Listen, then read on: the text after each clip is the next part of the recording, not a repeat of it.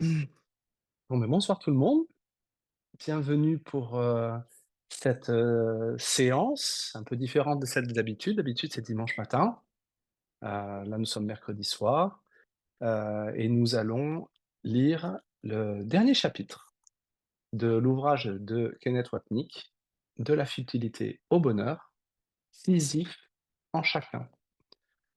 Alors, comme on l'a fait déjà remarquer souvent, et ça fait partie des commentaires aussi, qu'on peut se faire, avec les participants, c'est un livre qui, va directement dans le cœur du sujet, si je puis dire, hein. C'est un livre qui, fait un petit peu l'impasse sur, enfin pas vraiment l'impasse, mais qui ne s'appesantit pas trop sur toutes les belles choses et les beaux messages du cours, mais qui va, véritablement au cœur de sa pratique, qui est de regarder l'ego, hein, puisque un cours en miracle commence ainsi, que, le but ce n'est pas, d'enseigner l'amour qui est au-delà de ce qui peut s'enseigner. Mais le but, c'est de ce cours, c'est, d'aller, regarder tous les obstacles qu'on a mis entre nous et la conscience de cet amour. Donc, un cours en miracle, c'est bien un cours pour aller regarder l'ego, les obstacles et bien évidemment, ça explique, tous ces chapitres qu'on a vus sur la futilité de la vie, le désespoir de la vie du corps, la mort, une triste figure, et cetera. Pour finalement arriver à il doit y avoir une autre voie, choisir à nouveau, qui était l'objet du dernier chapitre que nous avons lu et aujourd'hui nous allons lire le chapitre 9 qui s'intitule «La réelle alternative». La réelle alternative. Le reste de notre discussion portera sur la section intitulée «La réelle alternative» dans le dernier chapitre du texte 31, chapitre 4. Nous avons déjà cité cette section en début d'atelier et nous reprendrons maintenant là où nous l'avions laissée. Donc texte 31, chapitre 4, paragraphe 3, lignes 4 à 7. Des hommes sont morts en voyant cela, c'est-à-dire la futilité des routes de la vie. Hein. Des hommes sont morts en voyant cela, parce qu'ils ne voyaient pas d'autre voie que les chemins que le monde offrait. Et en apprenant qu'ils ne menaient nulle part, ils ont perdu espoir. C'était pourtant le moment où ils auraient pu apprendre leur plus grande leçon. Tous doivent atteindre ce point, puis aller au-delà. Rappelez-vous la bifurcation de la route. Nous longeons la ligne verticale jusqu'à la division du Y. Puis nous faisons notre choix, continuer avec l'ego ou avec Jésus, une vie de futilité et de mort ou une vie de bonheur qui reflète la vie éternelle. Paragraphe 3, lignes 8 à 10. Il est certes vrai qu'il n'y a pas du tout de choix en ce monde, mais ce n'est pas la leçon en soi. La leçon a un but, et par là, tu en viens à comprendre à quoi elle sert. Le but est l'un des thèmes centraux d'un cours en miracle. À quel but peut servir de pousser un rocher vers le haut d'une montagne en espérant atteindre le sommet seulement pour le voir débouler jusqu'en bas, de sorte que tout est toujours à recommencer? Quel est le but de notre vie individuelle? Nous ne sommes nés que pour mourir. Nous mangeons seulement pour manger à nouveau. Nous prenons une douche seulement pour nous doucher à nouveau. Nous sommes fatigués à la fin de la journée et nous allons nous coucher seulement pour nous réveiller le lendemain matin et continuer le même cycle. À quoi tout cela sert-il? Si nous croyons qu'il y a un but inhérent au monde, nous sommes perdus. Quel espoir peut-il y avoir si nous venons en ce monde uniquement pour le quitter? Que sert-il à Sisyphe de pousser un rocher vers le haut d'une montagne pour le voir aussitôt redescendre? Pourquoi vivre une existence de futilité et de désespoir? Or, il y a un but ici, mais ce n'est pas ce que le monde voit. Le but de cette discussion, par exemple, n'est pas de parler de Sisyphe proprement dit, mais de le prendre comme modèle pour vivre dans le monde. Ainsi, nous apprenons que le seul but du monde est d'apprendre qu'il n'en a pas. Cela nous ramène à l'esprit, car à moins de comprendre que nous sommes esprits, le suicide est la seule réponse légitime à notre présence ici, comme l'a démontré Camus.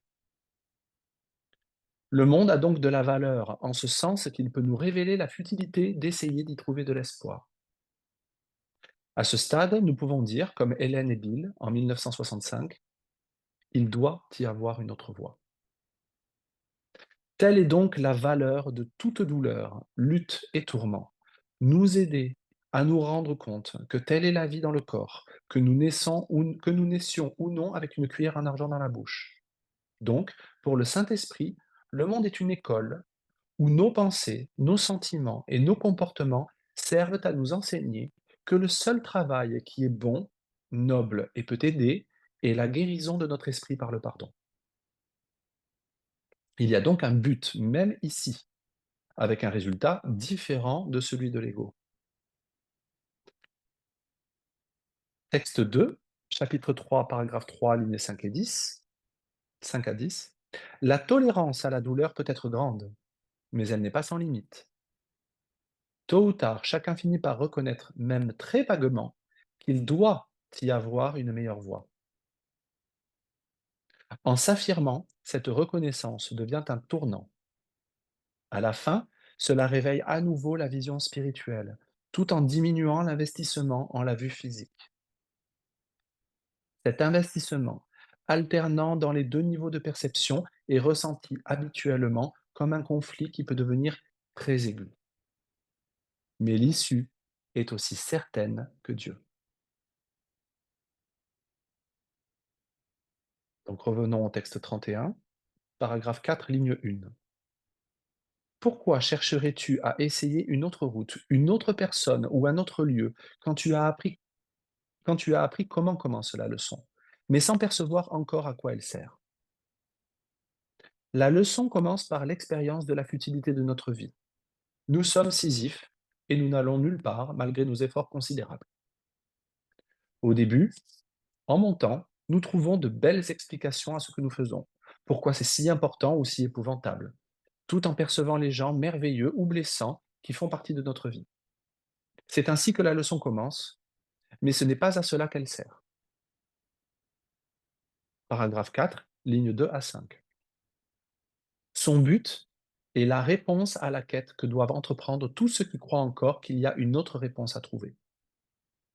Apprends maintenant, sans désespoir, qu'il n'y a pas d'espoir de réponse dans le monde. Mais ne juge pas la leçon qui ne fait que commencer par cela. Ne cherche pas dans le monde un autre panneau qui semble indiquer encore une autre route. Le sort de Sisyphe est celui de tout le monde. Même si nous essayons de trouver encore une autre montagne, un autre rocher, une autre relation particulière, un autre jouet ou un autre trophée, cela ne changera rien. On peut changer la forme, mais le contenu de futilité reste le même.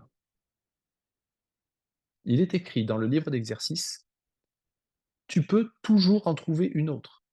C'est dans la leçon 170, paragraphe 8, ligne 7. Et le texte rappelle que nous nous embarquons dans une interminable et infructueuse chaîne de relations particulières, comme c'est dit dans le texte 15, chapitre 7, paragraphe 4, ligne 6. Nous cherchons continuellement quelque chose qui fonctionnera. Une autre relation, un autre travail, un autre lieu, n'importe quoi. Mais en vain, car les routes du monde ne mènent nulle part, sauf celles qui mènent à l'intérieur, le chemin du miracle. Donc nous reprenons le texte 31, chapitre 4, paragraphe 4, lignes 6 et 7. Ne cherche plus d'espoir là où il n'y en a pas. Apprends vite maintenant et comprends que tu ne fais que perdre du temps, à moins que tu n'ailles au-delà de ce que tu as appris vers ce qu'il te reste à apprendre. Nous avons appris que le monde est cruel, injuste et sans espoir. Or, nous pouvons apprendre quelque chose de plus. Si nous sommes obsédés par notre situation et ce qui ne va pas, ou si nous nous réjouissons de ce que nous avons, nous n'irons jamais au-delà de ces leçons vers la seule qui soit vraie. Nous n'irons jamais au-delà de la forme vers le contenu. Tel est donc le but d'un cours en miracle. Nous conduire du monde des corps à l'esprit, afin de choisir à nouveau. Dans l'esprit, il n'y a que 2 choix. Nous regardons soit avec les yeux de la séparation, de la particularité et de la culpabilité, soit avec les yeux du pardon, de la guérison et de la paix. Il n'y a rien d'autre. Ce qui signifie que, peu importe ce que nous faisons, tout ce qui compte une fois de plus, c'est avec qui nous le faisons. Je le répète, cela ne veut pas dire de ne pas faire des choses comme il faut, efficacement et de notre mieux. Pourquoi pas? Sans culpabilité dans notre esprit, un tel comportement se produirait automatiquement car nous ne serions responsables qu'envers l'amour. Quelque forme qu'il prenne, quel que soit notre savoir-faire, notre formation ou notre rôle, il serait rempli de l'amour qui coule à travers nous. Peu importe les milliers de fois où nous pousserions le rocher sur la montagne, nous serions en paix. Paragraphe 4, ligne 8. Car de ce point le plus bas, l'apprentissage te mènera jusqu'à des sommets de bonheur, dans lequel tu vois le but de la leçon resplendissant, et parfaitement dans les limites de ta capacité à apprendre, ta capacité d'apprendre. Jésus nous dit que nous pouvons être libres de toute douleur et de tout désespoir. Le processus peut être comparé au décollage en avion par un temps orageux. Alors que nous nous élevons à travers de sombres nuages, le soleil apparaît soudainement. Jésus nous invite donc à ne pas rester au niveau inférieur du monde de l'ego, où il n'y a que souffrance et déception. En nous élevant avec lui au-dessus du champ de bataille, nous passons à travers les nuages de la culpabilité, comme il l'explique dans le livre d'exercices. Dans la leçon 70, paragraphe 9, lignes 2 à 4, essaie de dépasser les nuages par n'importe quel moyen qui te plaît. Si cela t'aide, pense que je te tiens par la main et que je te conduis. Et je t'assure que cela ne sera pas un vain fantasme. Jésus nous demande de le laisser nous guider à travers les nuages de la culpabilité, de la particularité et de la futilité. Car c'est ainsi qu'il nous élève dans la lumière de la vision. Nos leçons de pardon brilleront de 1000 feux. Nous portons au fait du bonheur. Le problème, cependant, c'est que nous ne croyons pas Jésus. Et nous exigeons donc, dans nos accès de colère, je te veux ici-bas avec moi. Je veux que tu amènes le soleil là où je suis. Je ne veux pas aller vers toi. Nous tapons du pied, crions et tempêtons, furieux qu'il ne fasse pas ce que nous voulons. De plus, à un certain niveau, nous savons que Jésus ne peut pas venir dans le monde car il n'est pas du monde. Il ne peut pas venir là où il n'y a rien. Il ne peut pas pénétrer dans nos rêves, fantasmes ou psychoses, car ils ont été spécialement conçus pour l'exclure, lui et son amour. Pourtant, Jésus continue de venir à nous, nous invitant à prendre sa main, qui nous conduira des nuages à la lumière. Dans le texte, il nous dit que les nuages n'ont aucun pouvoir. Ils ne peuvent même pas arrêter la chute d'un bouton, comme c'est dit dans texte 18, chapitre 9, paragraphe 6. Ce qu'il dit en fait, c'est: je te ferai surmonter ta culpabilité qui n'est rien. Ces nuages ne sont pas de solides murs en granit. Tu pourrais être heureux même en poussant un rocher, jour après jour, sans aller nulle part. Car si tu apprends à le faire avec moi, tu seras heureux et en paix, ayant appris qu'il n'y a pas de hiérarchie dans les illusions. Par conséquent, nous pouvons vivre ce qui semble être des vies insignifiantes ou des vies qui nous paraissent signifiantes, comme enseigner un cours en miracle. Cela ne changera rien pour nous. Nous aurons connu que tout est pareil, car les illusions ne sont que des illusions. C'est pourquoi il n'y a pas d'ordre de difficulté dans les miracles, comme c'est dit dès le départ dans le texte 1, chapitre 1, paragraphe 1, ligne 1. La seule chose qui est différente maintenant, je le répète, c'est avec qui nous pensons et agissons. Voilà la leçon que ce cours voudrait enseigner. On reprend le texte 31, chapitre 4, paragraphe 5, ligne 1. Qui serait désireux d'être détourné de toutes les routes du monde, à moins qu'ils n'en comprennent la réelle futilité. Jésus veut que nous nous rendions compte de la futilité de cette vie sisyphéenne. Chaque fois que nous pensons à notre vie quotidienne, nous devrions penser au héros grec et à l'inutilité et à l'insignifiance de son destin. Or, nous pouvons quand même être heureux. Nous devons aller voir à quel point nous sommes résistants au bonheur. À vrai dire, nous voulons être heureux, mais à nos conditions. Par exemple, en faisant entrer Jésus dans notre rêve pour qu'il comble nos besoins tels que nous les définissons. Rappelez-vous le passage que nous avons cité plus tôt.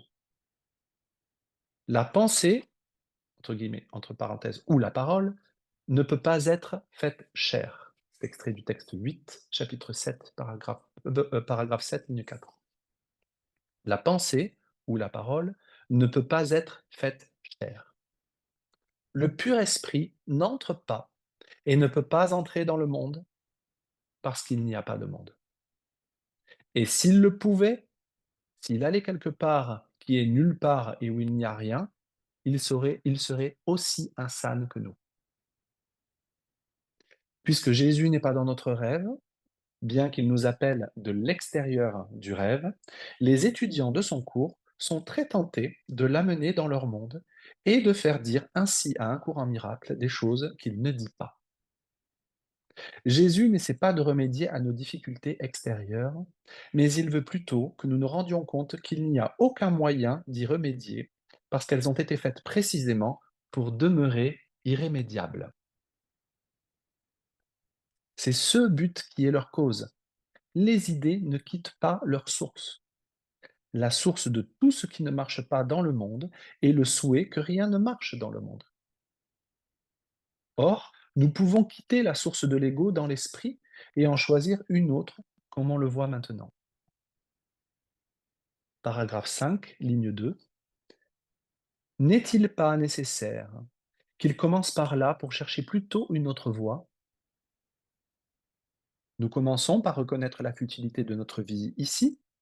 Le monde peut appeler cela du pessimisme, mais c'est tout le contraire. C'est la vérité. Comment serait-ce pessimiste de dire que rien ne marche ici puisque c'est le cas? C'est vraiment de la folie de penser que ce monde fonctionne. Jésus nous demande donc d'être réalistes et il appelle un chat un chat. Regarde le monde tel qu'il est, tu peux t'échapper, mais pas en le fuyant. Joins-toi plutôt à moi en t'élevant au-dessus de lui, jusqu'à l'esprit, pour voir son insanité et choisir la réponse saine de l'expiation. Là réside notre espoir, comme nous le rappelle la leçon 226, que nous allons citer. Si je choisis de le faire, je peux quitter ce monde entièrement. Ce n'est pas la mort, mais un changement d'esprit sur le but du monde qui rend cela possible. Si je crois qu'il a une valeur telle que je le vois maintenant, ainsi il restera encore pour moi. Mais si je ne vois pas de valeur dans le monde tel que je le contemple, rien que je veuille garder pour mien, ni rechercher comme but, il me quittera, car je n'ai pas cherché des illusions pour remplacer la vérité. Père, ma demeure attend mon heureux retour. Tes bras sont ouverts, et j'entends ta voix. Quel besoin ai-je de m'attarder en un lieu de vains désirs et de rêves fracassés, quand le ciel peut si aisément être à moi? Retournons au texte 31, chapitre 4, paragraphe 5, ligne 3. Car tant qu'il voit un choix où il n'y en a pas, quel pouvoir de décision peut-il utiliser? Voici la première mention du pouvoir de décision dans cette section, un thème extrêmement important. Tant qu'il voit un choix où il n'y en a pas, quel pouvoir de décision peut-il utiliser? Notre leçon porte sur le pouvoir de l'esprit de choisir d'être à l'intérieur ou à l'extérieur du rêve, et non d'en choisir un en particulier. Il n'y a aucun pouvoir à choisir entre deux rêves, car c'est le choix entre des illusions. Notre véritable pouvoir réside dans le choix entre la vérité et l'illusion. Rester endormi ou nous éveiller, retourner à l'esprit ou rester dans le corps. Paragraphe 5, lignes 4 et 5.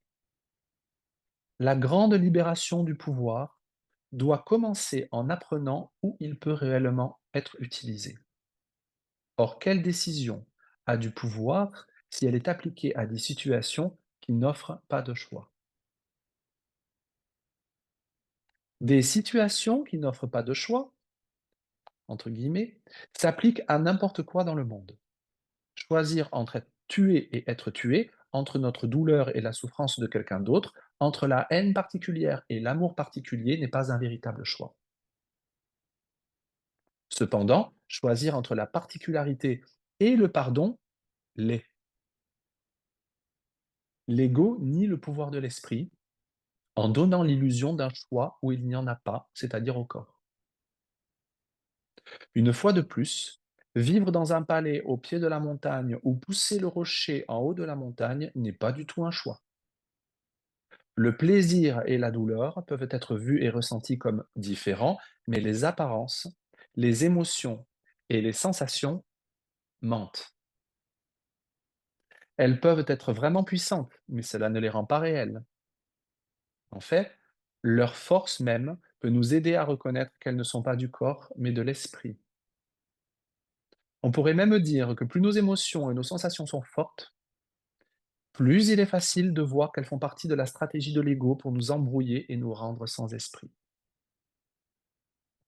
C'est ce que Jésus nous enseigne dans le manuel pour enseignants, dans le contexte de la maladie et de la guérison.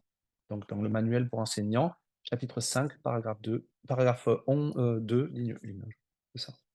La guérison doit se produire dans l'exacte proportion où le manque de valeur de la maladie est reconnu.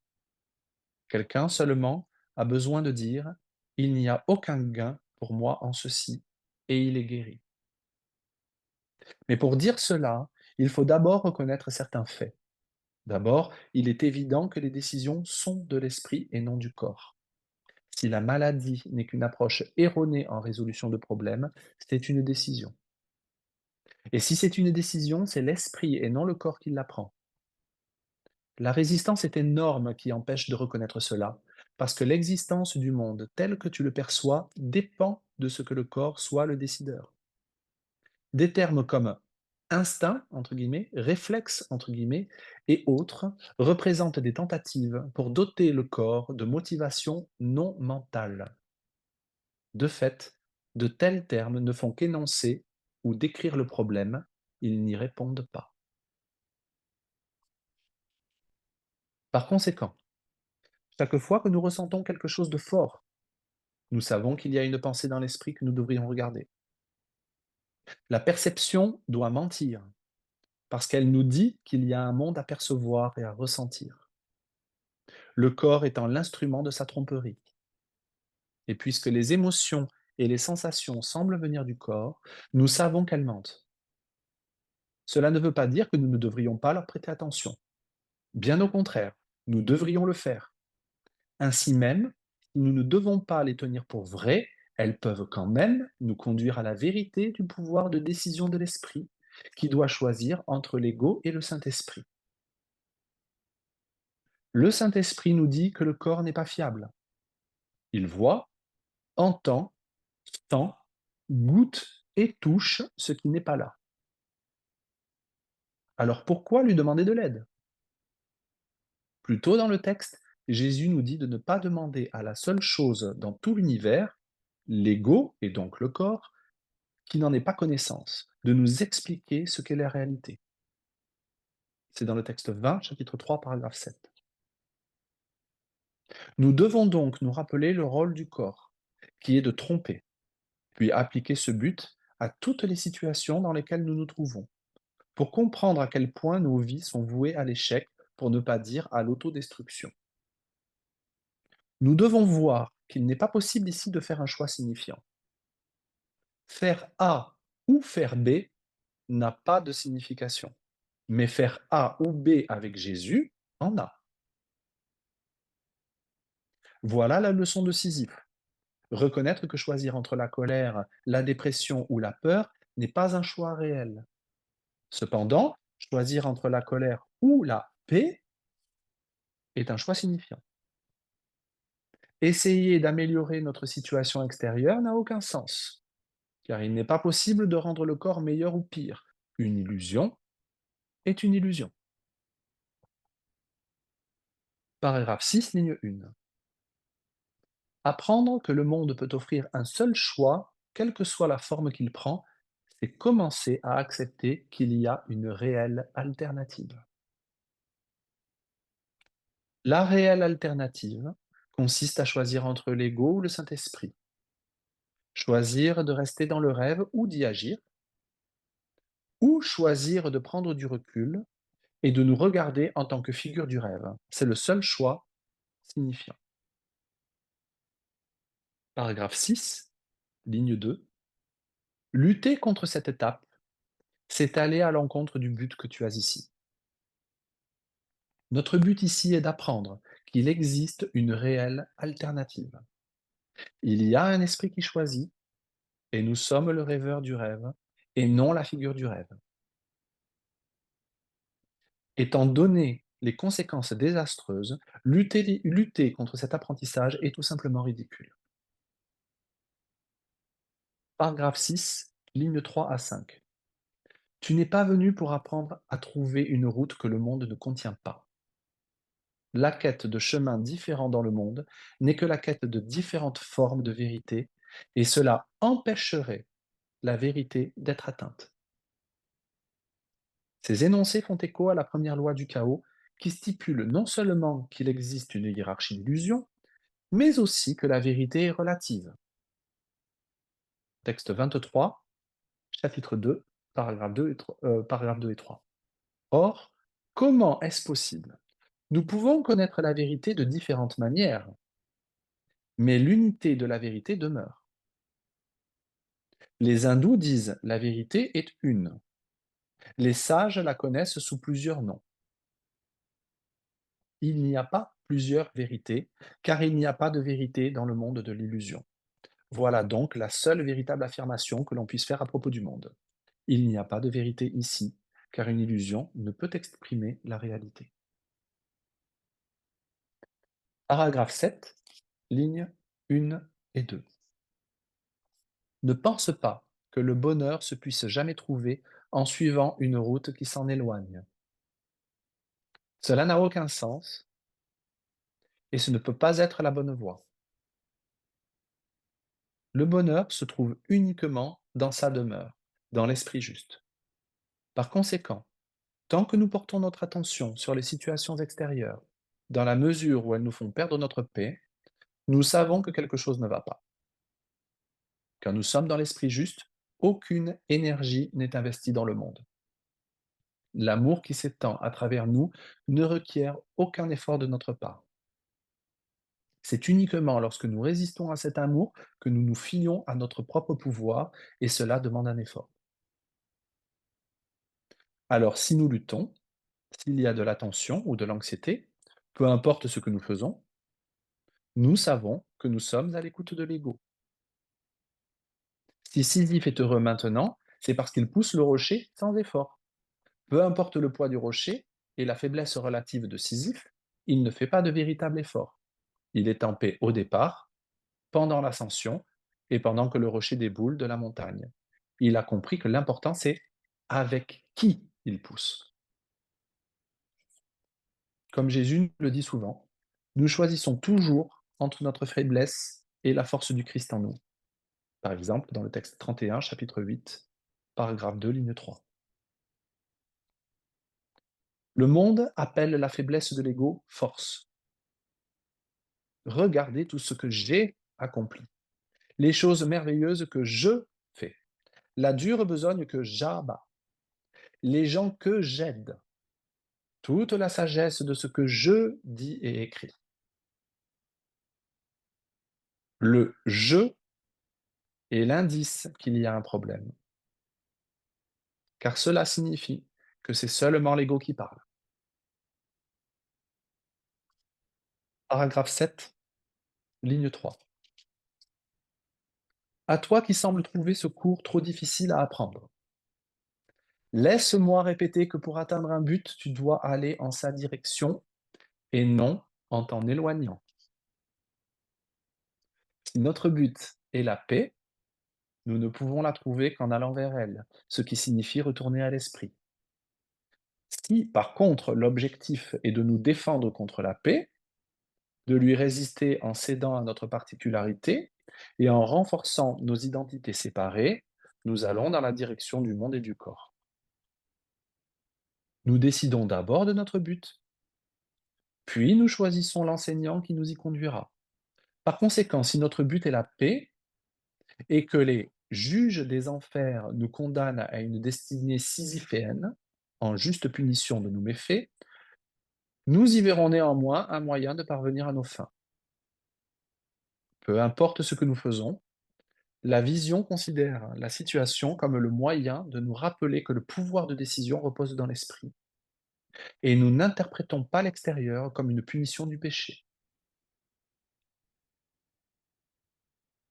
Comme il est écrit dans le livre d'exercices, leçon 34, je pourrais voir la paix au lieu de cela. Nous pouvons être en paix au lieu d'être pleins de ressentiment et de désespoir. C'est à nous de choisir, et c'est cela qui est la leçon. Il est important de noter que cette approche ne nous rend pas passifs dans le monde. Et cela ne signifie pas non plus que nous ne faisons rien ici. Cela veut seulement dire que nous sommes passifs envers l'ego et actifs envers le Saint-Esprit. Il se peut que nous nous comportions de façon très active, si l'amour nous guide en ce sens. Mais nous ne ferons plus l'expérience d'être nous-mêmes les acteurs, n'étant que des véhicules à travers lesquels l'amour s'écoule. Ce n'est donc pas nous qui faisons. Ainsi, comme je l'ai déjà dit, il n'y aura pas d'effort, de fatigue ou d'investissement dans le résultat. Il n'y aura pas d'euphorie quand il se passera quelque chose que nous jugeons bon, ni de dépression si quelque chose que nous jugeons mauvais se produit. Tout sera perçu comme étant pareil. Rappelez-vous la prière du Nouvel An dans le texte. Texte 15, chapitre 11, paragraphe 10, ligne 11. Rends cette année différente en faisant que tout soit pareil. Par notre réaction, un calme tranquille, nous rendons toutes les relations, toutes les situations et tous les événements dans le monde pareils. S'il n'y a pas de hiérarchie d'illusion, il ne peut y avoir de hiérarchie de réaction. Si nous écoutons le Saint-Esprit, nous sommes uniquement heureux et en paix. Si nous écoutons l'ego, nous sommes seulement malheureux. Et alors nous essayons de rendre les autres tout aussi malheureux en les rendant responsables de notre malheur. Cela pourrait inclure un courant miracle lui-même, que nous serions tentés de tenir responsable de notre incapacité à l'apprendre. Retournons au texte 31, chapitre 4, paragraphe 7, ligne 4. Et chaque route qui mène dans l'autre sens ne fait pas avancer dans la découverte du but. Si nous disons que nous voulons être en paix, tout en continuant de demander à Jésus de régler les problèmes du monde et du corps, nous serons continuellement frustrés, car nous avons choisi un moyen qui ne pourra jamais nous amener au but. Deux sections similaires du texte, la cohérence entre moyens et fins, texte 20, chapitre 7, et fixer le but, texte 17, chapitre 6, nous aident à voir que si nous désirons véritablement la paix, nous prenons tout ce qui arrive, peu importe comment le monde en juge, comme un moyen de nous aider à atteindre notre but. Nous aurons appris que ni le salut, ni la détresse ne viennent de l'extérieur, mais seulement de la décision de l'esprit de choisir Jésus ou l'ego. Paragraphe 7, lignes 5 à 7. Si cela est difficile à comprendre, alors ce cours est impossible à apprendre. Mais alors seulement, car autrement, c'est le simple enseignement de l'évidence. C'est une façon pour Jésus de nous dire: s'il te plaît, ne me dis pas que c'est un cours difficile. Plutôt, c'est un cours qui rencontre en toi une grande résistance, et c'est pourquoi il semble difficile. Ce n'est donc pas un cours en miracle qui est le problème, mais ce que tu en fais. Résister à la vérité est difficile, tout comme la combattre. Ainsi, les paroles de Jésus ne signifient rien si nous ne les appliquons pas à nos circonstances présentes pour voir comment notre façon de vivre garantit que nous n'acceptons pas les moyens qu'il offre pour atteindre la fin. Et cela ne s'explique que par la peur que nous inspire cette fin. Ayant peur de la paix, nous ne choisissons pas la route qui nous y mène. En conséquent, nous pestons contre notre destin, comme il est facile d'imaginer Sisyphe pestant contre la futilité et le désespoir d'une vie qui n'est pas de son fait. Cependant, quand nous nous élevons au-dessus du jugement pour atteindre le niveau de la vision, nous comprenons que cette vie est une école et reconnaissons que c'est ainsi que nous apprenons nos leçons. Alors, les moyens du pardon baignent dans la lumière, tout comme notre but de vérité. Dans le supplément Psychothérapie, Jésus invite les thérapeutes à faire de même, renoncer au jugement, à tel point que la chambre devient un temple et la rue un flot d'étoiles. C'est dans Psychothérapie, partie 2, chapitre 7, paragraphe 8, ligne 4. La chambre devient un temple et la rue un flot d'étoiles. Tout change alors. Sisyphe pousse son rocher sur la montagne entouré d'étoiles et d'une lumière radieuse. Son visage est joyeux, non pas parce que la situation a changé, mais parce que il a changé. Il n'a pas essayé de changer sa situation en s'adressant par exemple aux habitants de l'enfer pour fomenter une insurrection contre les dieux en réaction à leur cruauté. Si la révolte de Sisyphe devait réussir, il est certain que les nouveaux dirigeants seraient tout aussi cruellement égocentriques que ceux qui l'a renversé, parce que lui et sa bande de fidèles n'auraient pas enseigné la seule leçon qu'ils voudraient véritablement apprendre. Rien dans le monde n'a le pouvoir de les rendre heureux ou malheureux. Texte 31, chapitre 4, paragraphe 8, lignes 1 et 2. Si il, pardon, il y a un choix que tu as le pouvoir de faire quand tu as vu les alternatives réelles. Jusqu'à ce que ce point soit atteint, tu n'as pas le choix. Et tu ne peux pas décider comment tu pourrais faire le meilleur choix pour te tromper toi-même à nouveau. Cela décrit nos vies. Nous continuons d'essayer d'arranger les choses ou de les améliorer au lieu d'accepter d'abord où nous en sommes et d'essayer d'améliorer notre système de pensée. Quand nous sommes dans l'esprit juste, nous voyons que les situations ne peuvent pas nous rendre heureux ou tristes. Cependant, s'il n'y a pas de colère ni de culpabilité, il y a de bonnes chances que notre situation s'améliore. Et la façon dont nous en ferons l'expérience changera certainement, car elle ne sera plus inspirée par la haine de soi ou le ressentiment. Quand il n'y a plus de haine, il ne reste que l'amour, et c'est alors seulement que toute intervention comportementale peut être véritablement aimante et désintéressée. Cependant, lorsque nous nous concentrons sur le désir de changer l'extérieur au lieu de simplement accepter où nous en sommes, nous et les autres, rien ne change véritablement parce que nous finissons simplement par manipuler la forme, alors que les pensées sous-jacentes de séparation demeurent. Nous devons donc continuellement nous concentrer sur le pouvoir de notre esprit de choisir, non pas entre les illusions, mais entre les illusions et la vérité.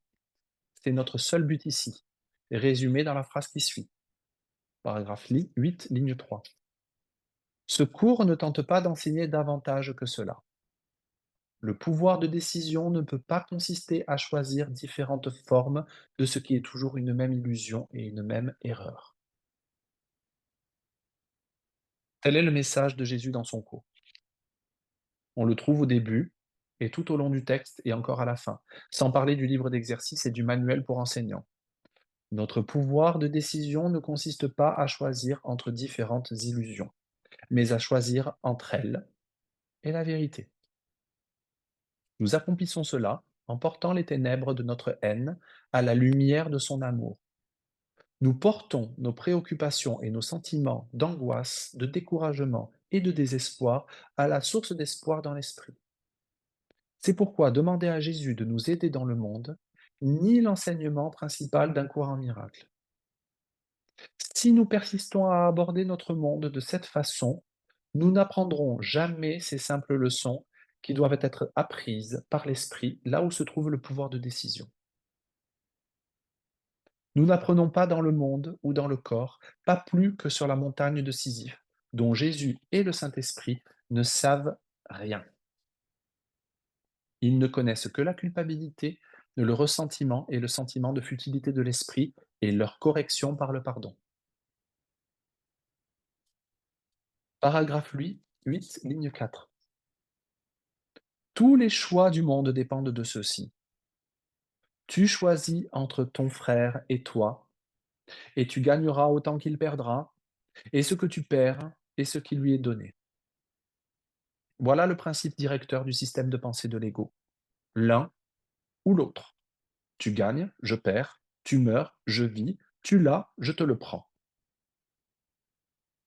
Telle est la loi du monde, parce que c'est la loi de l'esprit égoïque qui lui a donné naissance, Dieu ou l'ego. Ainsi, nous choisissons entre notre Père et notre petit soi, et nous gagnons autant qu'il perd, I avec un I majuscule. Nous croyons qu'il a perdu son pouvoir créateur parce que nous l'avons usurpé. Il a perdu sa vie parce que c'est nous qui l'avons maintenant. Nous vivons parce qu'il est mort à l'instant du sacrifice ultime. Ainsi, tout dans le monde, depuis l'apparition du temps jusqu'à sa dissolution, est une ombre fragmentaire de cette pensée ontologique, ce que nous pensions avoir fait à notre Créateur. Nous n'aimons donc pas les autres pour le Christ en eux, mais pour ce qu'ils peuvent faire pour nous. Il faut que les autres perdent quelque chose d'eux-mêmes pour que nous puissions l'avoir. Nous prétendons les aimer, mais en fait nous les haïssons pour le péché que nous ne voulons pas voir en nous. Nous volons donc leur innocence, ce qui nous permet de l'avoir à leurs dépens, car ils possèdent maintenant notre péché projeté, ce qui nous laisse sans péché et heureux. Inutile de dire que les autres croient nous avoir fait la même chose. Nous mettons donc en scène les uns avec les autres ce que nous croyons être le moment originel de la séparation que nous revivons encore et toujours. Paragraphe 8, ligne 5.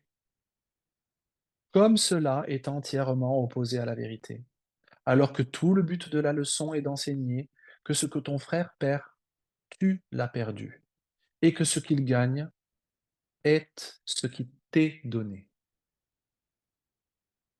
Le but de la leçon est que nous sommes un, une unité qui existe dans l'esprit, pas dans le corps.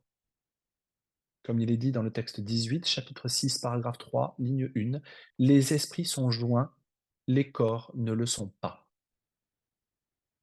Les corps peuvent sembler se joindre dans la haine, mais ils sont tous séparés et ne peuvent pas véritablement se joindre. En fait, nous haïssons les autres afin de maintenir l'illusion de séparation bien vivante.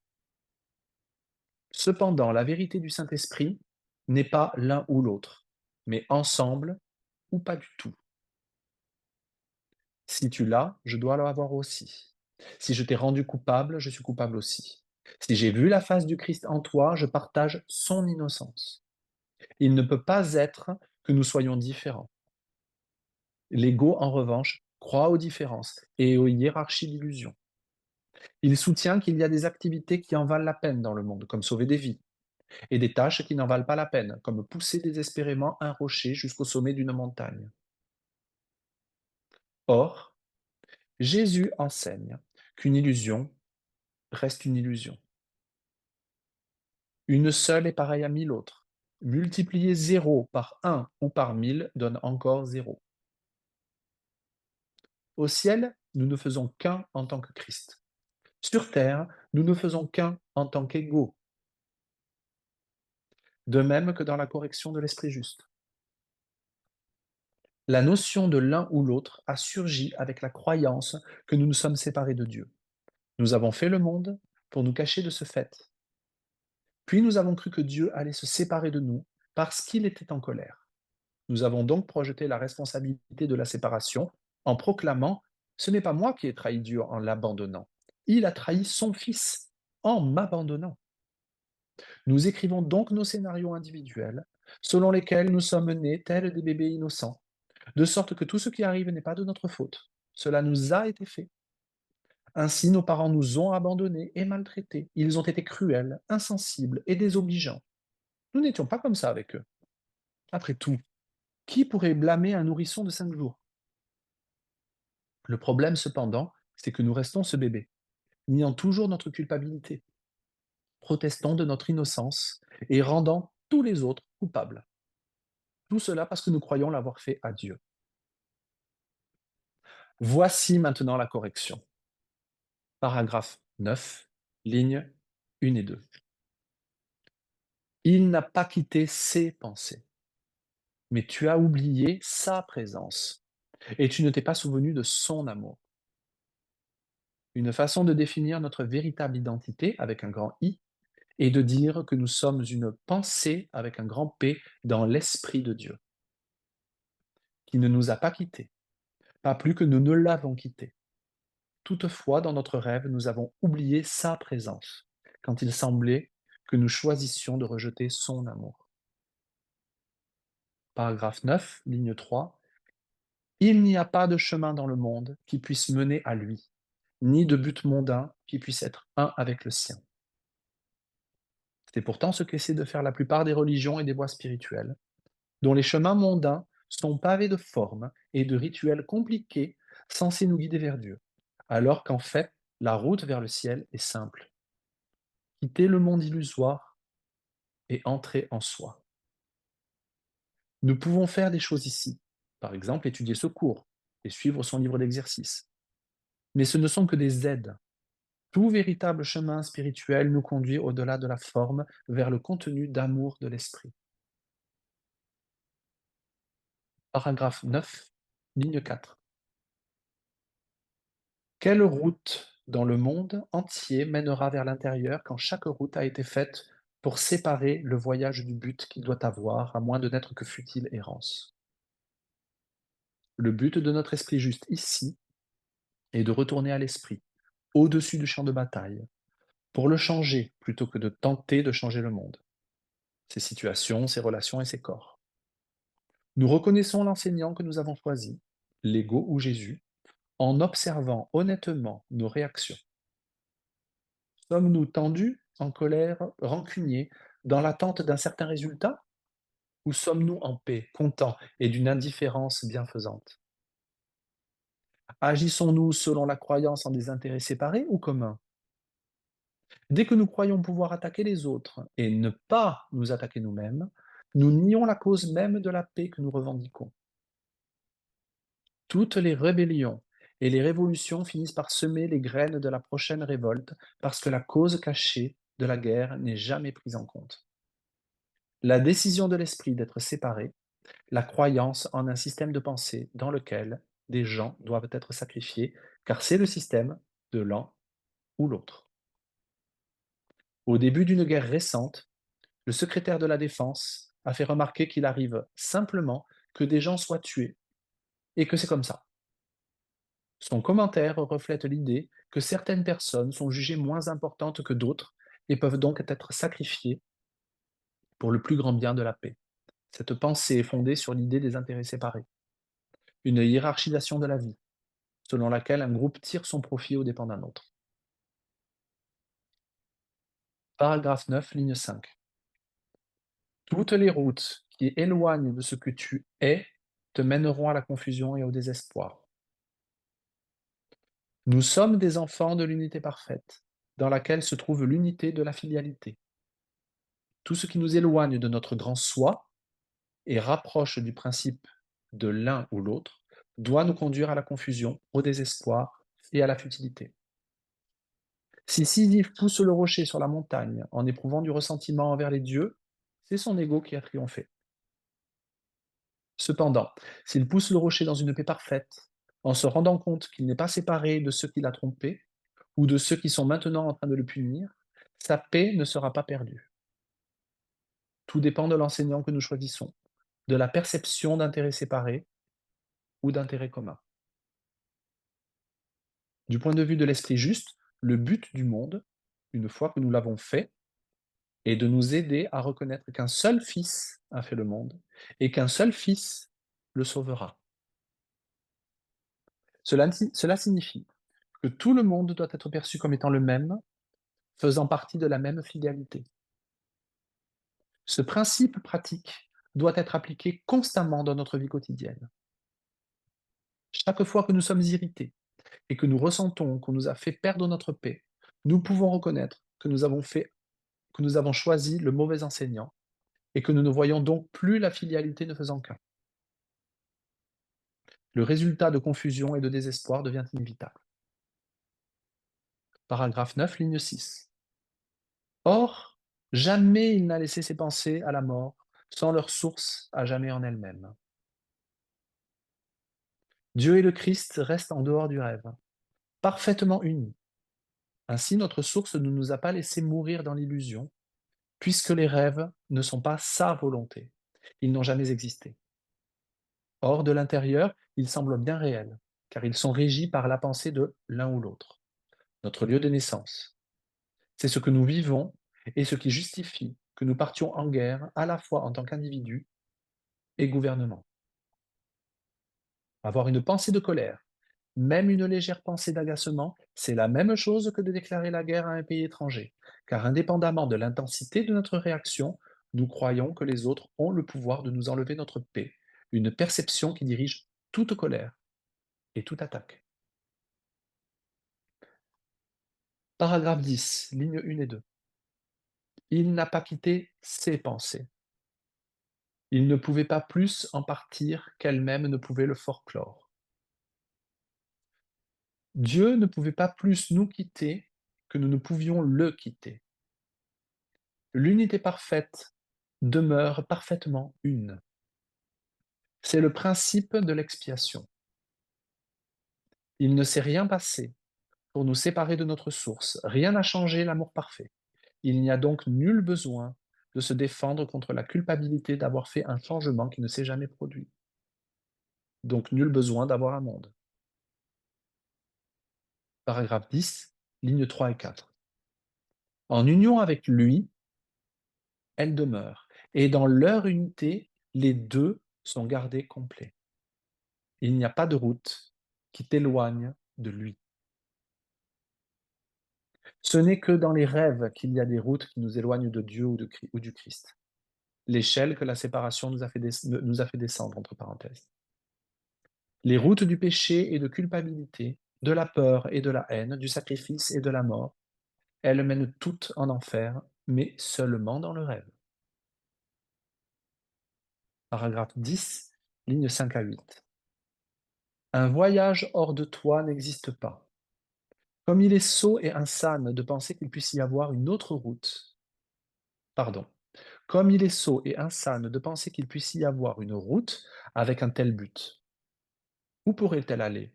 Et comment pourrais-tu être amené à y voyager, marchant là sans être uni à ta propre réalité? Comment pourrait-on parcourir une route illusoire?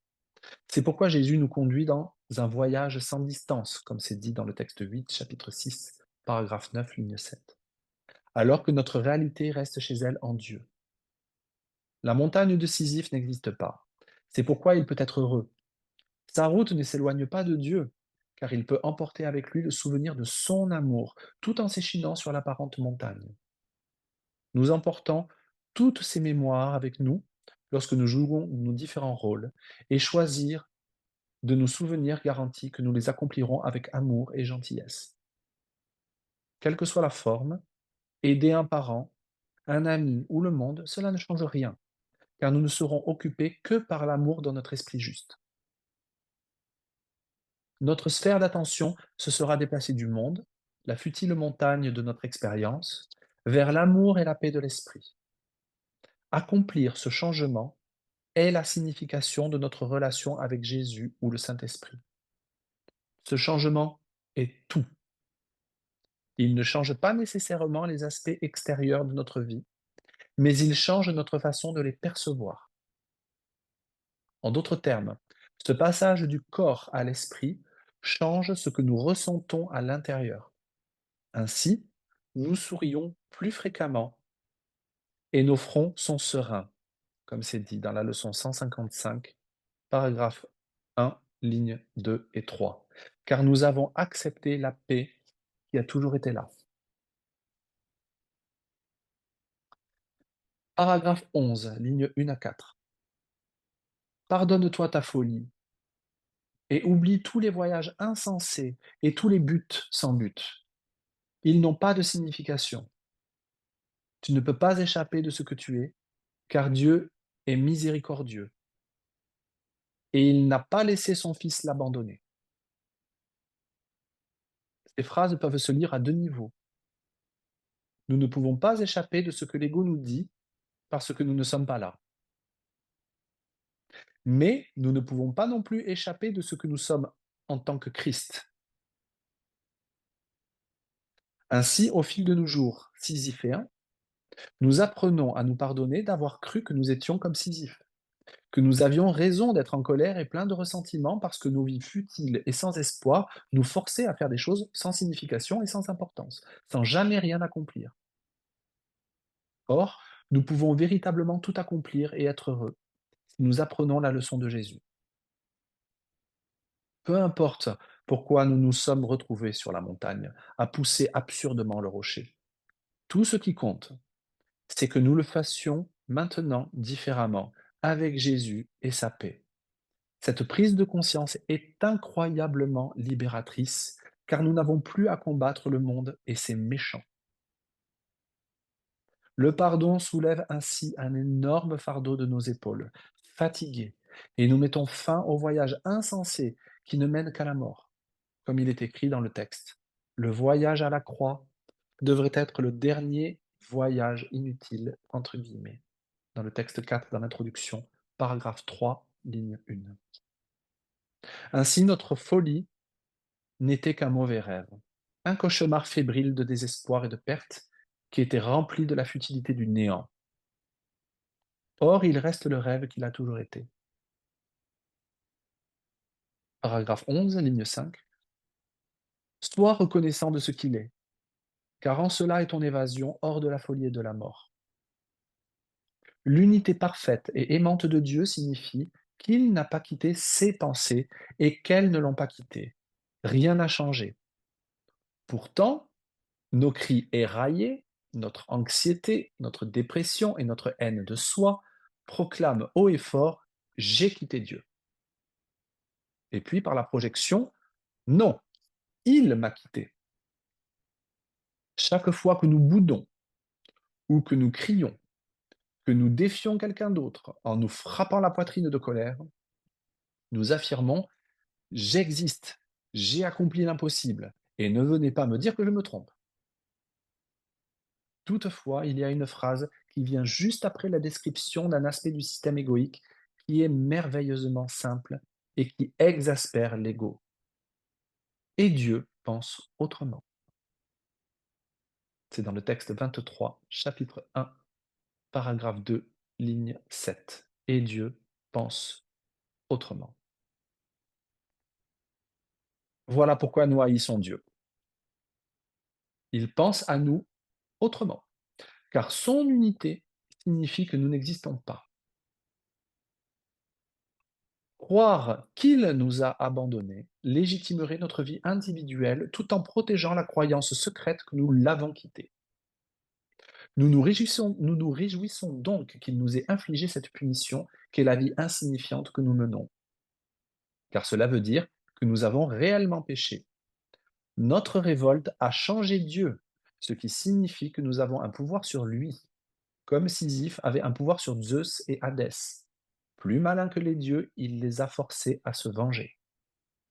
Ainsi, notre souffrance prouve que nous sommes effectivement séparés et que notre système de pensée est réel. C'est pourquoi nous aimons le problème d'autorité, soit en défiant les figures d'autorité, soit en leur succombant. La division que leur présence représente dans nos vies, pour ne pas dire l'agression, étaye notre argument voulant que la séparation et le péché soient réels et exigent une punition. Or, reconnaître l'insanité de cette perception est ce qui nous permet d'échapper à la futilité et au désespoir de notre vie, qui ne compte pour rien. L'un des stratagèmes de l'ego pour démontrer la vérité de, entre guillemets, de notre situation est de nous comparer aux autres. Ils font un travail merveilleux et regardez ce que nous faisons. C'est le comble de l'arrogance et de la folie de penser que quiconque ici fait quoi que ce soit de signifiant.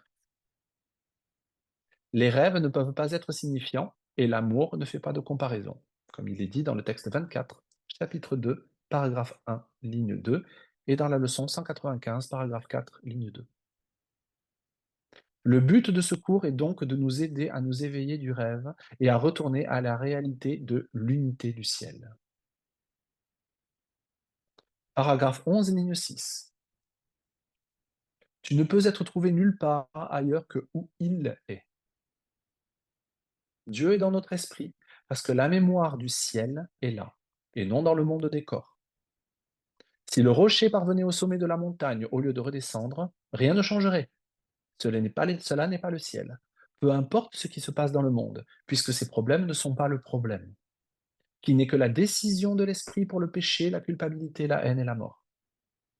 Si nous voulons vraiment mettre fin à leurs manifestations douloureuses, nous devons mettre fin à leur source dans l'esprit décideur. Les conséquences aimantes de la décision de l'esprit juste couleront à travers nous, mais nous n'avons pas à nous en préoccuper.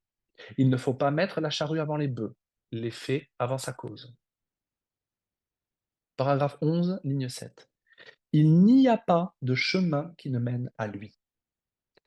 Même si nous poussons éternellement le rocher sur la montagne, cela nous conduira quand même à Dieu si nous emportons le souvenir de son amour avec nous. Aucun chemin du monde à lui seul ne mènera à lui. Nous transcendons les innombrables chemins du monde en marchant avec Jésus à nos côtés. La forme du chemin n'a pas d'importance, où il semble aller, aussi futile qu'il puisse paraître. Si nous choisissons le contenu de pardon pour nous guider, le message fondamental d'un courant miracle. Le pardon change tout. Pas forcément parce que l'extérieur change, mais parce que notre esprit est passé de la futilité au bonheur, de l'ego à Dieu. Question. Est-ce que quoi que ce soit que je fais dans le monde influence mon esprit? Par exemple, est-ce que le fait d'ouvrir le cours affecte mon esprit? Réponse. Non. Comment quoi que ce soit dans le monde pourrait-il influencer votre esprit s'il n'y a pas de monde? Le monde ne peut avoir aucun effet sur vous, puisqu'il n'a jamais quitté sa source dans votre esprit. Ainsi, le fait d'ouvrir le cours était l'effet d'une décision prise par votre esprit, qui a choisi Jésus comme enseignant au lieu de l'ego. La forme que ce choix a prise pour vous a été d'étudier un courant miracle. Par conséquent, rien de ce que vous faites en tant que personne apparente ne signifie quoi que ce soit. Après tout, une marionnette peut-elle changer le marionnettiste? Le pantin ou la marionnette n'est qu'un morceau de bois sans vie que l'on a peint, vêtu et pendu à des ficelles. Rappelez-vous la phrase suivante dans Les lois du chaos. Texte 23, chapitre 2, paragraphe 18, ligne 8. Peux-tu peindre des lèvres roses à un squelette, l'habiller en beauté, le cajoler et le dorloter et le faire vivre? La marionnette fait tout ce que le marionnettiste veut qu'elle fasse, à moins que vous ne viviez dans la quatrième dimension. La marionnette n'a aucun effet sur le marionnettiste. Cependant, ce qui affecte le marionnettiste, c'est le marionnettiste. Il n'y a personne d'autre. Si vous êtes dans une salle de cinéma et que dans un moment de folie, vous vous approchez de l'écran et le transpercez avec un couteau, vous n'aurez aucun effet sur le film qui passe le projecteur. Mais si vous entrez dans la cabine de projection et que vous donnez un coup de couteau dans la pellicule, vous constaterez très certainement un changement sur l'écran. Il en va de même pour l'esprit et le corps. Ce qui rend cette idée difficile à accepter, c'est que notre expérience nous dit que nous, les personnes que nous pensons être, nous étudions un courant miracle. Nous savons que nous avons vraiment progressé avec le cours lorsque nous commençons à faire l'expérience que Jésus ne s'adresse pas au petit soi que nous croyons être, mais au décideur dans l'esprit qui a choisi de s'exprimer sous la forme que nous appelons notre soi et à laquelle nous nous identifions si fortement. Encore une fois, il est difficile de ne pas croire que Jésus nous parle dans ce livre. Il est intéressant de voir comment nous réagissons à ces passages, et ils sont nombreux, qui disent que nos yeux ne voient pas et que notre cerveau ne pense pas. Après tout, notre expérience nous dit certainement que nos yeux lisent les mots qui nous disent ce que nous ne voyons pas. Je répète cette phrase. Après tout, notre expérience nous dit certainement que nos yeux lisent les mots qui nous disent que nous ne voyons pas, et que notre cerveau pense les mots mêmes qui disent qu'il ne peut pas penser. C'est vraiment un Bokuan Zen, car il établit un paradoxe logique que l'on ne peut transcender qu'en devenant alogique, c'est-à-dire en retournant à l'esprit pré-logique qui a choisi d'être un corps, dirigé par un cerveau logique que nous pensons capable de penser. Un cours en miracle nous aide donc à rompre notre identification avec le soi égoïque, afin que nous puissions retourner à l'esprit décideur, regarder le système de pensée égoïque de séparation et de particularité de l'esprit faux, et faire un autre choix. Nous commençons par comprendre cela intellectuellement. Et puis avec le temps, nous sommes de plus en plus capables de prendre du recul en tant qu'esprit et de nous observer en train de choisir d'être contrariés ou malades. Ces expériences nous permettent de nous souvenir, de rire de la sottise de la minuscule et folle idée de séparation telle qu'elle s'exprime dans notre vie. Et alors, comme notre ami Sisyphe, nous pouvons devenir véritablement heureux.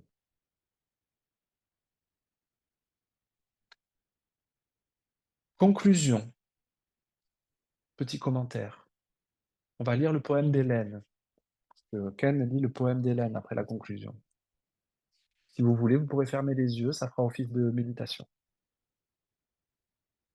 Conclusion. Je termine par un très beau poème de Hélène qui met en lumière le terme de notre livre. Il s'intitule Transformation et il a été écrit par Hélène à la suite d'une expérience identique à celle qui est décrite dans le poème lui-même.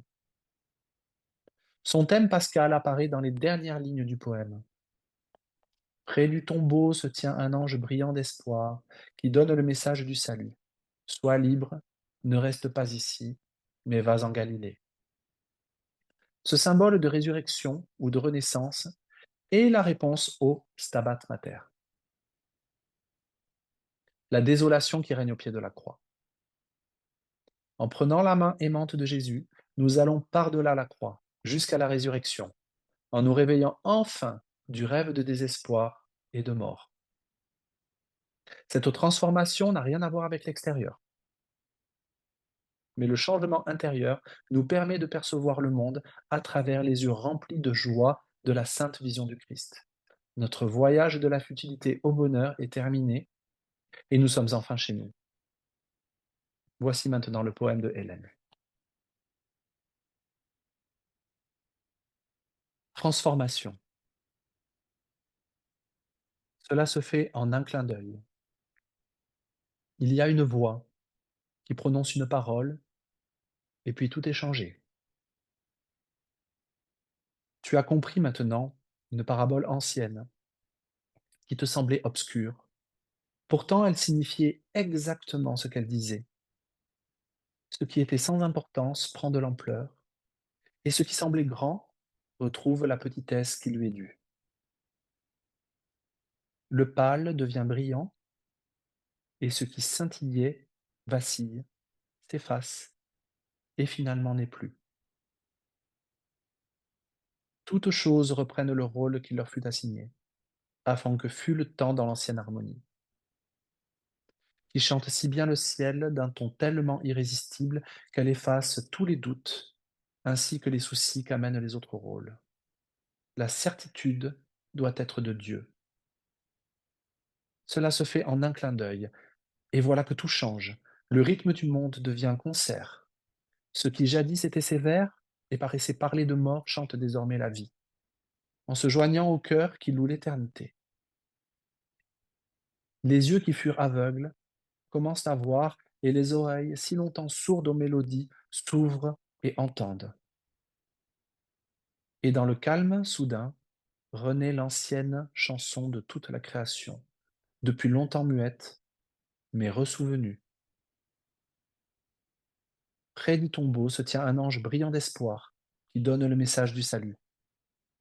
Sois libre, ne reste pas ici, mais vas en Galilée.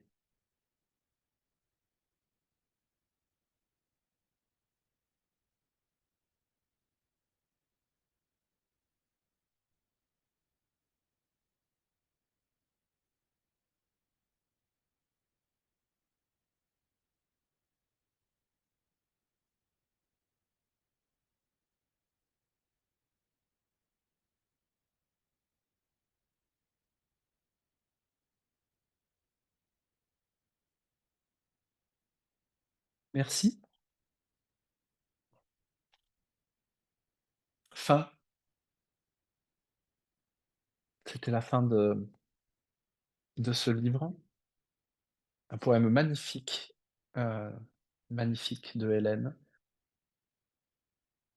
magnifique. Près du tombeau se tient un ange brillant d'espoir qui donne le message du salut. Sois libre, ne reste pas ici, mais vas en Galilée. OK, mes amis. Bon, c'était une lecture un peu plus longue que d'habitude, mais nous avons terminé le livre. Je vais rétablir les micros. Si quelqu'un a une question, un commentaire ou quoi que ce soit à exprimer, c'est avec grand plaisir. Alors moi, j'aimerais préciser peut-être une chose. Il y a souvent, heu, des échanges, alors que ce peut-être ici ou dans les réunions qu'on peut organiser ou sur, la page Facebook, d'échange sur, que j'anime sur, échange, un groupe d'échange, sur un cours en miracle et Ken Wapnick, par rapport au fait de mettre en exergue les changements que le pardon, amène dans le monde. Voilà. Genre le pardon, ça marche et si le pardon, ça marche, la preuve que j'en donne, c'est qu'il y a des choses qui se sont améliorées pour moi ou pour mes proches dans ma vie. C'est pas nécessairement faux, mais c'est pas nécessairement vrai. Voilà, c'est toujours une discussion très, très, très, très importante et qui est un peu passionnée. La bonne et simple raison, c'est que, il n'a pas arrêté de nous le dire, hein. Le pardon ne change rien au monde parce qu'il n'y a pas de monde. Il se peut qu'il y ait des changements, mais il se peut qu'il n'y en ait absolument pas. Il se peut que la forme ne change absolument pas. Il dit aussi, si vous êtes vraiment si votre désir, si vous êtes vraiment sérieux à vouloir à un moment donné que les conflits et toutes les manifestations de la haine dans le monde s'arrêtent, bah, il faut d'abord commencer par la source, hein? Mais il dit toujours que c'est pas vraiment le but, que c'est pas du tout le but même d'ailleurs, parce que souvent on se rend pas compte qu'on dit: «Ah ça c'est super» et donc on commence à faire le focus sur les améliorations du monde ici et les améliorations de nos conditions de vie, sans s'en rendre compte et en fait on est en train de rendre le monde réel. Voilà. Donc c'est pas un appel à dire de ne pas essayer d'améliorer quoi que ce soit dans le monde, dans nos vies, que si on est malade, c'est pas un appel à ne pas prendre un cachet, à ne pas prendre une aspirine, ni d'aller voir le médecin, ni de travailler dans une association, c'est pas du tout un appel à ça. L'appel, c'est de dire: «Tout ça n'a aucune signification». Ça en a pour toi, mais dans la en vérité, ça n'en a aucune. Ce qui compte vraiment et ce qui va vraiment te rendre heureux, ce qui va vraiment t'apporter ce que tu veux et pas ce que tu penses vouloir, c'est avec qui tu vas faire les choses. Avec qui tu vas aller à ta réunion professionnelle, avec qui tu vas aller faire tes courses, avec qui tu vas aller acheter ton pain, avec qui tu vas, faire ou ne pas faire quelque chose, avec qui tu vas aller rendre visite à un ami ou à une amie. Ça, c'est le plus important. C'est le plus important. Voilà. Chaque fois qu'on met en exergue les résultats concrets que le pardon a dans une vie, ou les miracles dans la forme qui peuvent sembler survenir, et il y a parfois des manifestations tout à fait surprenantes, mais à chaque fois qu'on utilise ça pour montrer que le cours marche ou pour montrer que le pardon, c'est quelque chose de vachement bien, on tombe dans le panneau. On tombe dans le panneau parce que sans s'en rendre compte, on est en train de faire précisément ce que le cours nous enjoint de ne pas faire, c'est-à-dire rendre le monde réel. Ça ne veut pas dire qu'il n'y a pas parfois des choses tout à fait surprenantes qui semblent se passer, mais il conviendrait plus de regarder ça et de nous dire: «Si je ressens de la peur à ça, ça veut dire que j'ai encore peur de l'amour, de Jésus. Si je me sens super motivé et si je pense et si je suis content de ça, j'ai le droit d'avoir mes préférences. J'ai le droit quand même d'être content si à un moment donné, il y a quelque chose qui semble se passer, de «positif» entre guillemets, dans ma vie. Mais à ce moment-là, je prends juste un peu de recul et de dire: «Je ne suis jamais content pour la raison à laquelle je pense et je suis content parce que là, ça me soulage parce que mes intérêts personnels, mes intérêts particuliers sont remplis». C'est juste un signe tout gentil, tout souriant, que j'ai encore très peur de l'abstraction de l'amour dont me parle Jésus, tout simplement parce que dans cette abstraction de l'amour dont me parle Jésus, il n'y a pas de petit soi, il n'y a pas de moi, il n'y a pas d'expérience particulière. Et donc voilà, on peut regarder ça vraiment le plus gentiment du monde. Il ne s'agit pas de dire si quelque chose arrive dans ma vie et que c'est bien, de dire: «Oh non, non, je refuse parce que c'est, un problème par rapport au cours». Mais pas du tout. Il suffit juste de regarder: est-ce que je suis attaché au résultat? C'est pas un péché d'être attaché au résultat. C'est plutôt même une bonne occasion de regarder que nous sommes attachés au résultat, ce qui est un signe un peu détourné que nous avons peur, bah, de l'abstraction de l'amour de Dieu. Nous avons peur de l'unité, nous avons peur du message de Jésus encore. Donc c'est pas un problème. C'est pas du tout un problème. Je peux très bien me dire: «Pour l'instant, j'en suis là et j'ai encore besoin que la réponse abstraite de l'amour, de ce souvenir de l'amour de Jésus, du Saint-Esprit dans mon esprit, j'ai encore besoin pour l'instant de le voir se manifester peut-être concrètement. C'est pas grave, c'est pas mal. Je suis juste en train d'être très honnête et de regarder. Et je suis pas en train de dire: «Ah, mon pardon a amélioré le monde». Sous-entendu, Jésus est intervenu ou le Saint-Esprit est intervenu et il a réglé mes problèmes pour moi. C'est subtil, hein? Mmh. C'est subtil. Et ça serait aussi subtil que de dire: «Non, non, non, non, moi je veux de toute façon, je rejette en bloc tout ce qui pourrait bien se passer dans ma vie ou toutes les choses qui me font plaisir parce que c'est une interférence avec le cours». C'est la même erreur, c'est la même erreur, Mmh mh.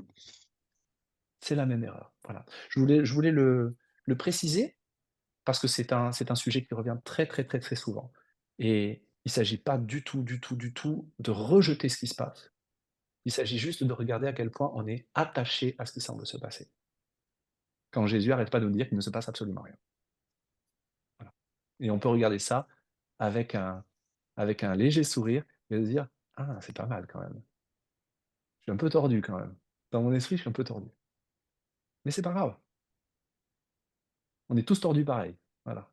Comme il le dit aussi, hein, on est un et l'unité ici, c'est d'abord reconnaître qu'on est un dans l'ego. On a tous le même ego. On est tordus tous pareil.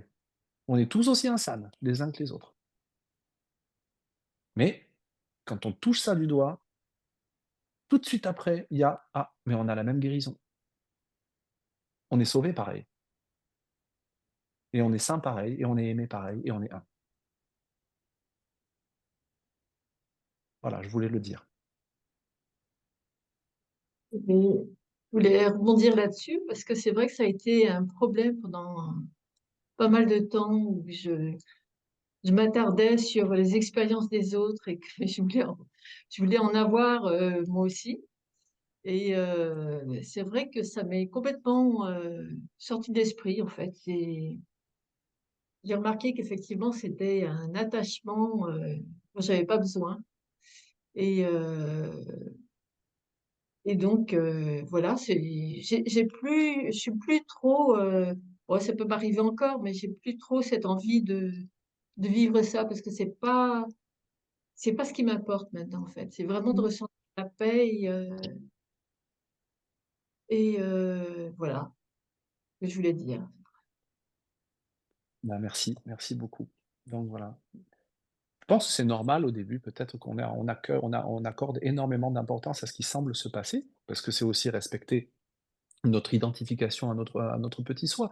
Encore une fois, hein, le cours, Jésus n'est pas contre ça, il nous dit juste de regarder ce que c'est et que les choses ne sont jamais telles qu'elles semblent être. Voilà.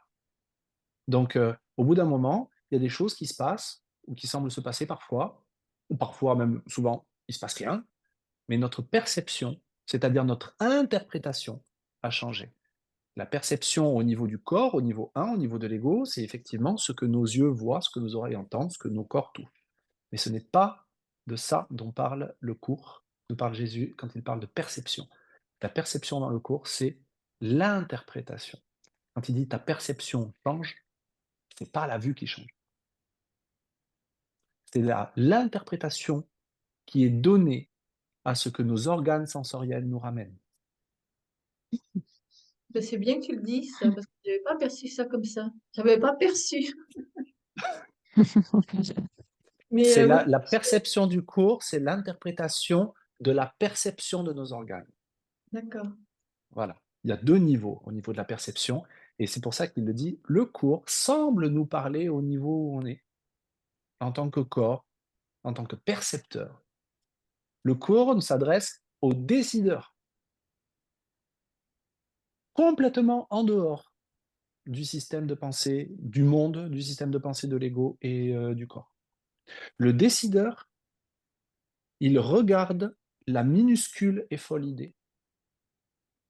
Donc la croyance qu'on a pu se séparer de Dieu. Et si on se séparait de Dieu, cette minuscule et folle idée, il la regarde et son esprit est divisé. Il y a 2 façons de regarder, de percevoir, d'interpréter cette minuscule et folle idée.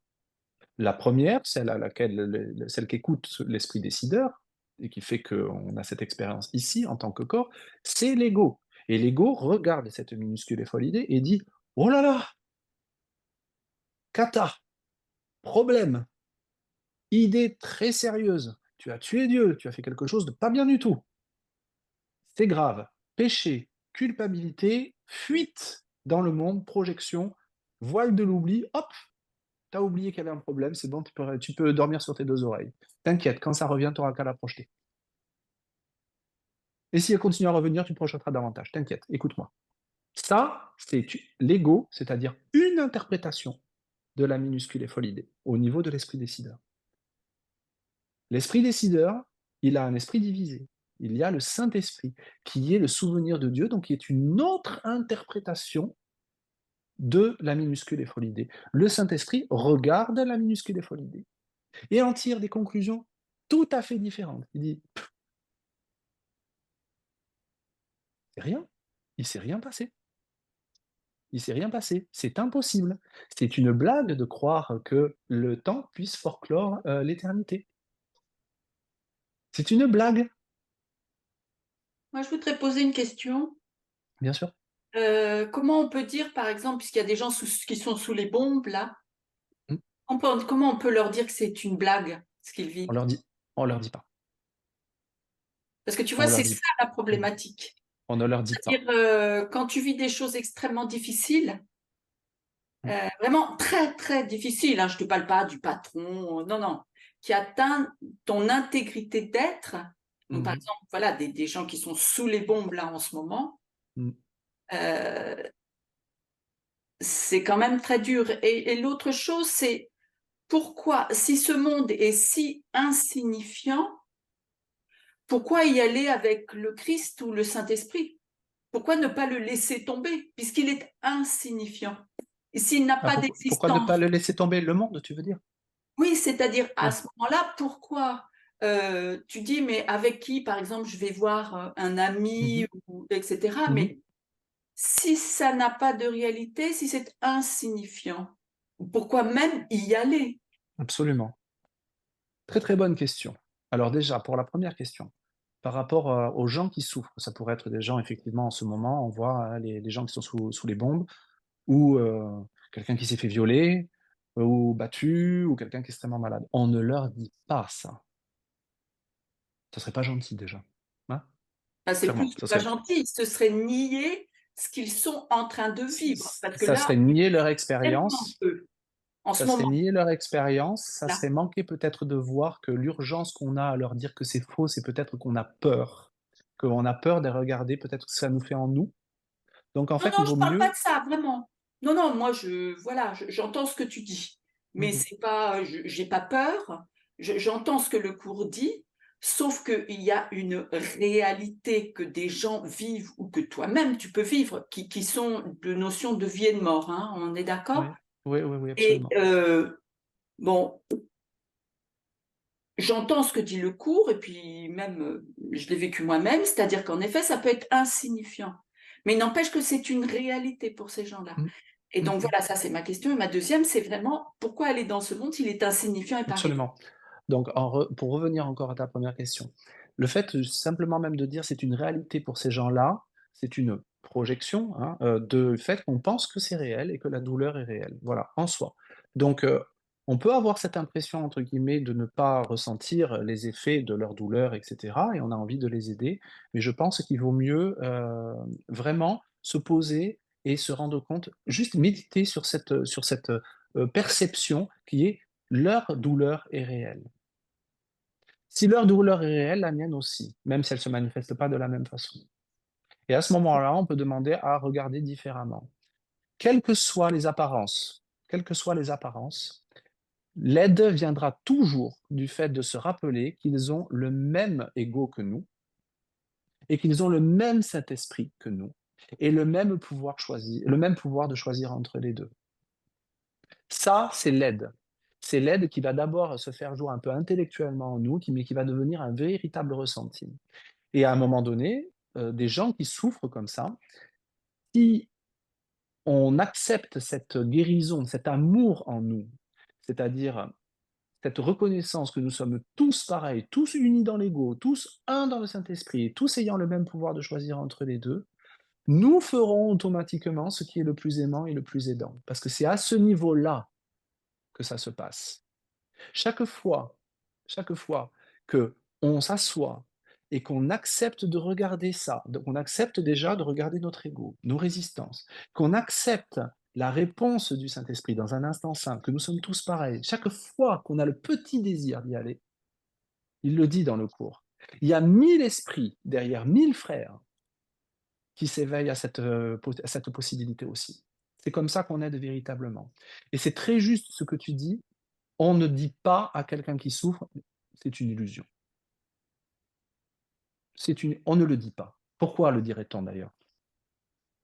On applique tout le principe du cours, c'est d'accepter l'expiation, c'est-à-dire la guérison, pour soi-même, le défaire pour soi-même.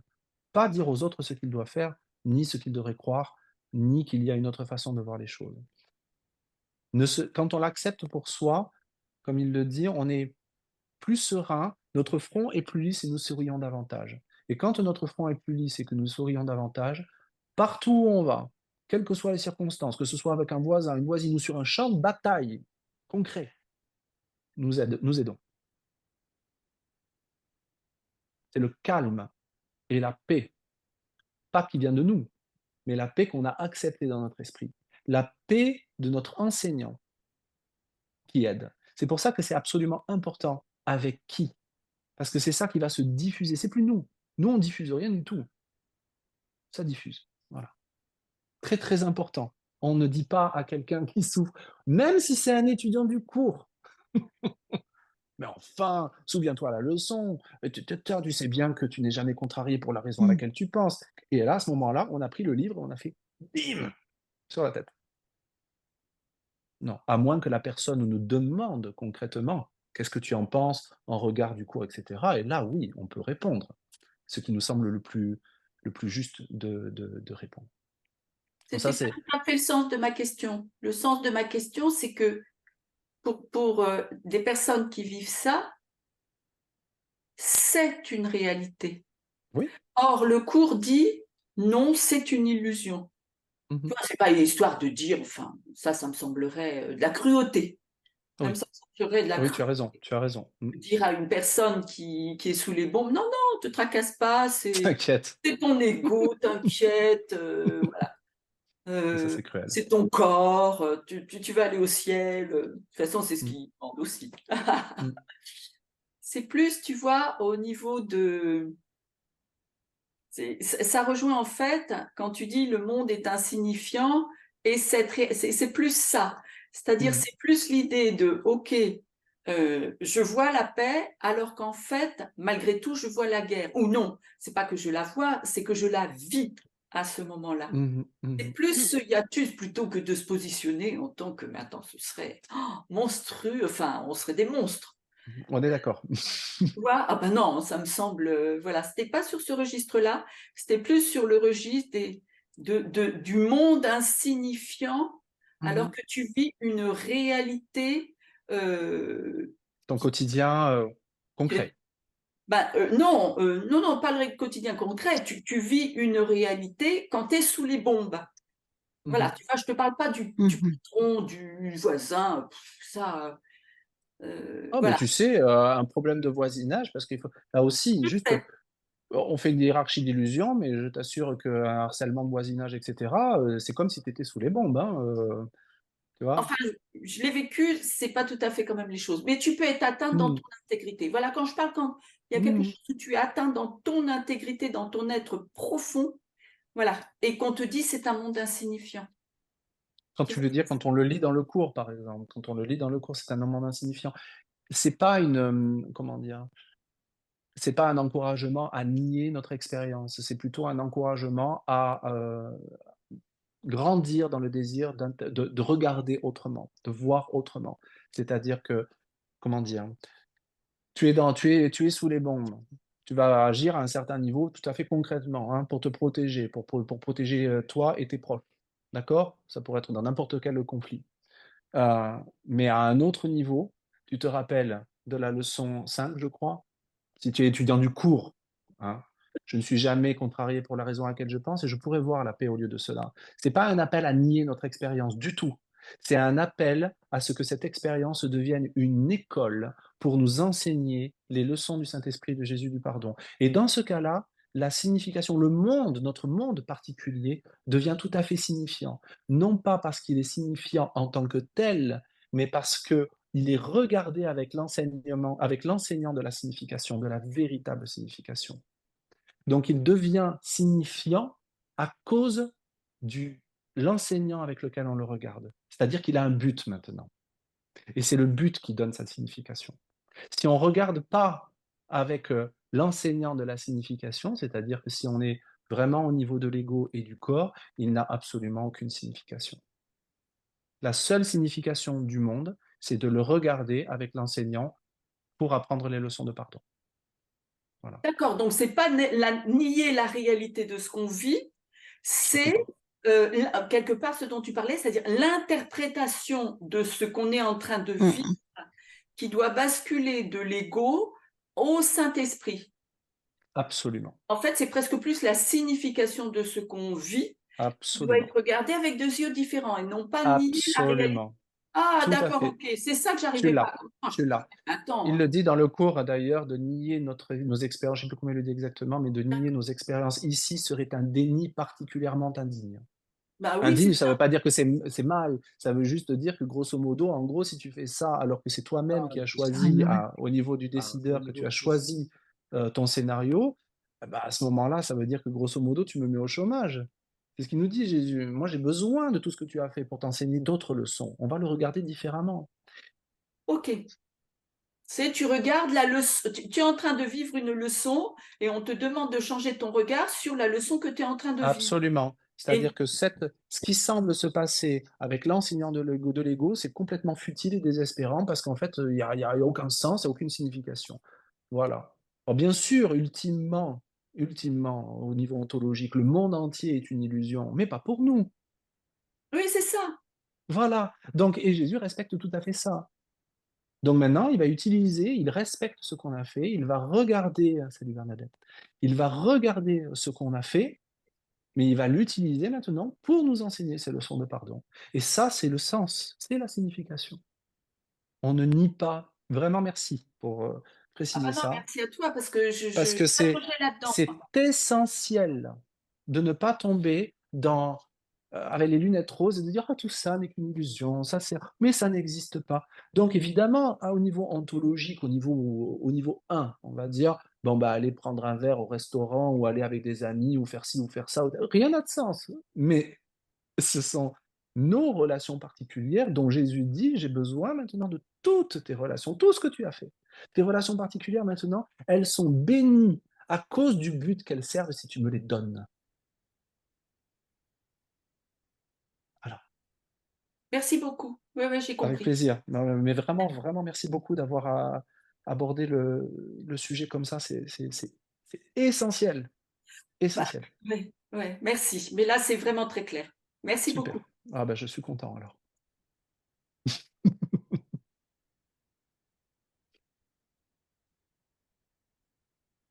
Est-ce que quelqu'un d'autre a une autre question?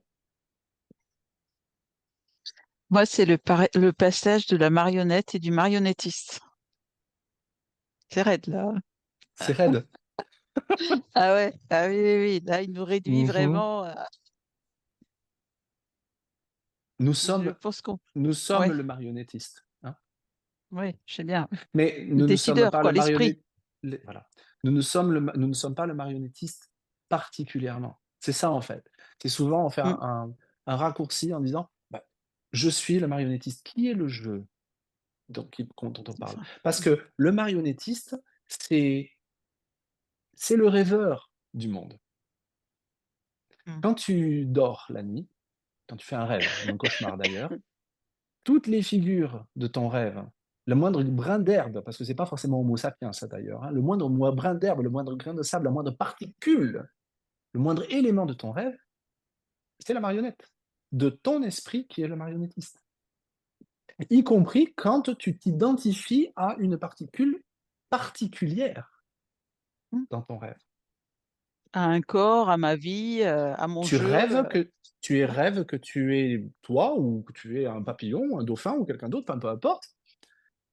Dans un environnement, avec des circonstances, et cetera. Mais ultimement, tu n'es pas séparé dans ton rêve de toutes les circonstance, d'aucune particule, d'aucun élément, qu'elle soit gentille, bienfaisante ou malfaisante. Tu restes essentiellement le rêveur.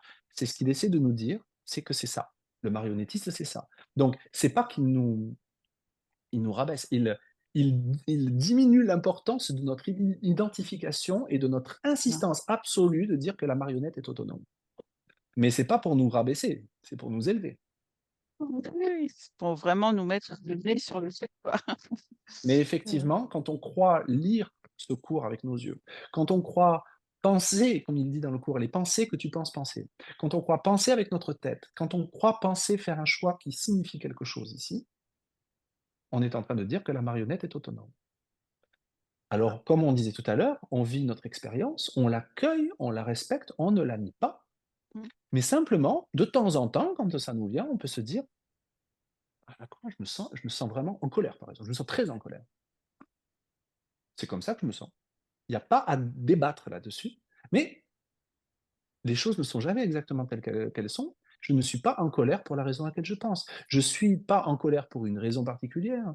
Je ressens, fais cette expérience parce que l'esprit a décidé de mm. choisir de faire cette expérience. Voilà. Quand je suis très content, hyper excité pour quelque chose, pareil, je ne suis jamais content ni excité pour la raison à laquelle je pense. Donc, c'est juste une prise de recul qu'on s'entraîne. Faut pas être non plus, hein, être un ayatollah du truc et le faire tout le temps. Mais quand on y pense, quand à un moment donné, on a l'impression que notre expérience nous fait perdre la paix, ou on ne se sent pas en paix, tout simplement, à ce moment-là, c'est une bonne occasion de pratique et de faire, entre guillemets, cette mise en abîme. De se dire, il semble que ça soit au niveau de la marionnette que ça se passe, mais le cours, c'est pas à ce niveau-là que ça se passe. C'est au niveau de Ouais, l'esprit. tout à fait. Quand je suis en colère ou que j'ai peur ou que je réagis à quelque chose, je pourrais très bien me dire: «Ah, mon esprit doit avoir peur de l'amour». C'est ça. Mm. Et Mais c'est tout! Et c'est tout! On nous demande pas de décortiquer la crevette et d'essayer de comprendre juste cette prise de recul, c'est-à-dire qu'en fait, tout doucement, tout gentiment, on accueille complètement et on respecte nos expériences et les expériences des autres, mais là, on voit bien que les expériences peuvent nous amener à d'un seul coup nous mettre progressivement au-dessus du champ de bataille et revenir à l'esprit. Ce qui est l'antithèse de ce que l'ego veut nous amener à faire, parce que lui, il veut nous faire oublier complètement Mmh. qu'on a un Mmh. esprit. Voilà, Mmh. Mmh. Merci. avec plaisir. Excusez-moi, il y a quelqu'un qui voulait Oui, intervenir? non, je voulais Oui, juste, rebondir en disant que si tu l'intègres, ça, c'est de plus en plus reposant, en fait.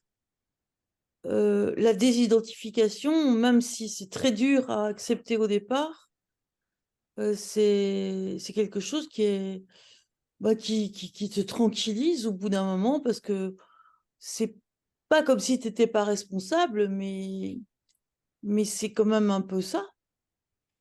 on n'est pas responsable de ce que nos yeux voient, on n'est pas responsable de la guerre en pour être très concret. Quand il nous dit à un moment donné: «Je suis responsable de mes yeux de ce que mes yeux voient», il y a une leçon comme ça.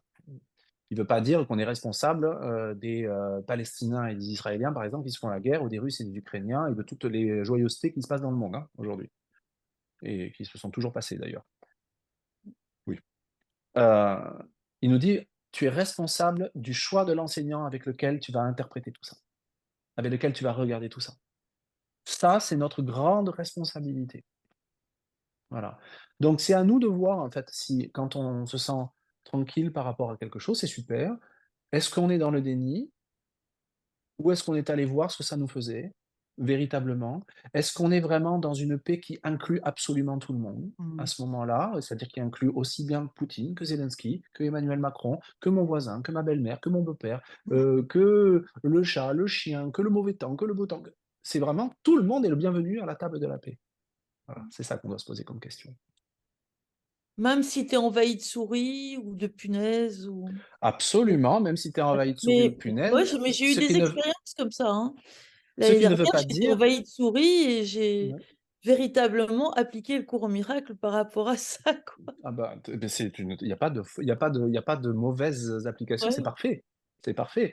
Heu, d'ailleurs, ça me fait penser à Ken qui répondait à une, de ses étudiantes, Suzanne Dugan, qui lui disait: «Ah, j'ai essayé d'appliquer, je sais que je vais mal le citer, mais il disait à Ken: «Je sais que vous dites, vous mettez vous mettez l'accent sur le fait d'être doux et gentil, même envers toute créature vivante, et cetera, et cetera. J'ai essayé de faire ça avec les araignées, alors j'en ai très, très peur. Bon, je les prends, je les mets dehors, mais l'autre jour, il y en a une venimeuse, elle m'a mordu Ouais. et du coup, j'ai, fait une grosse réaction. Enfin, c'est pas un problème. Alors du coup», elle lui dit avec un peu d'humour: «Je revois un petit peu ma politique de douceur avec les araignées et qu'est-ce que vous feriez?» Et Ken lui dit: «Mais tu es là, faites appel à un exterminateur, mais dans le processus». Alors bien sûr, il y en a plein qui vont dire: «Bah non», qui vont dire, qu'ils vont parler à l'araignée et cetera, elle va s'en aller. Mais si ça marche pas pour vous, faites ce que vous pensez devoir faire, mais essayez d'être conscient du processus et essayez de faire ça sans méchanceté, sans colère. C'est fort quand même, hein?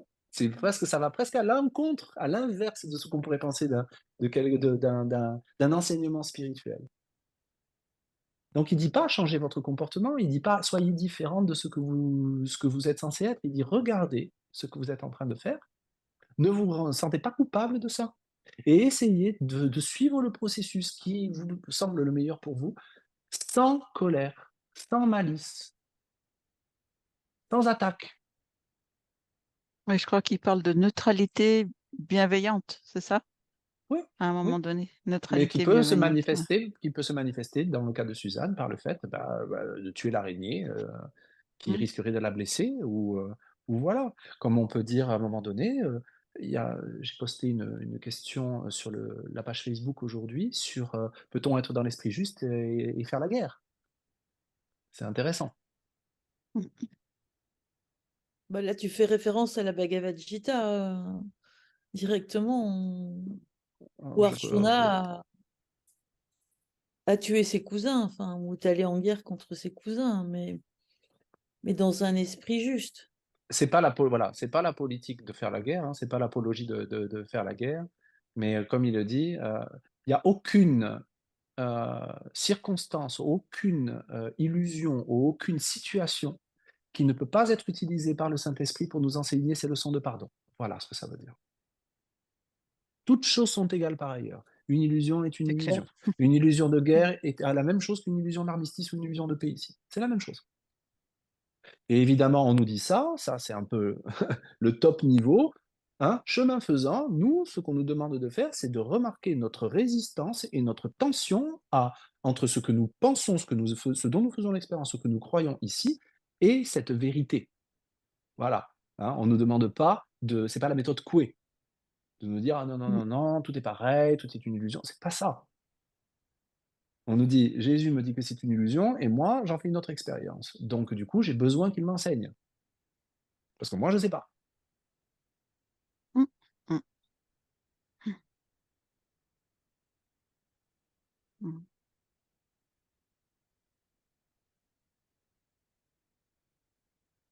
Tu veux dire quelque chose? Parce que, voilà. Excusez. J'aurais une question. Ouais. Ressentir de l'indifférence sans que ça soit, hem, comment je dirais bien, insolent, mais genre ni chaud ni froid. Est-ce que c'est un peu de l'ego ça aussi? On Si peut on pas, ressent rien, mmh sans dire qu'on Ouais, est,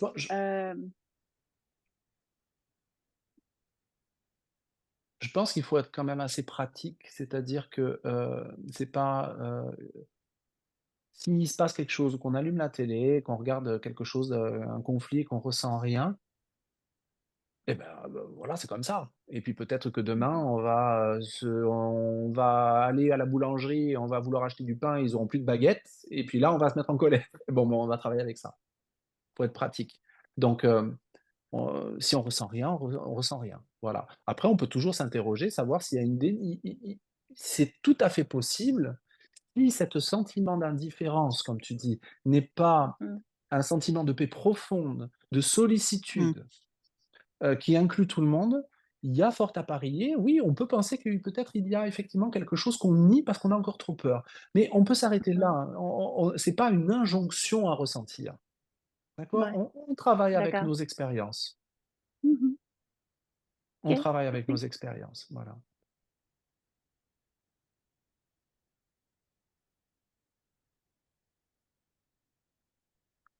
Oui, l'indifférence n'est pas synonyme de paix dans ce cas-ci. C'est ça que, enfin, je pense que Ouais, c'était un peu la question oui, de oui, c'est en Marthe. fait et on peut pas, j'ai envie de te dire, on peut pas déjà, on peut pas juger pour quelqu'un d'autre. On Oui, peut pas savoir où il en Mmh est.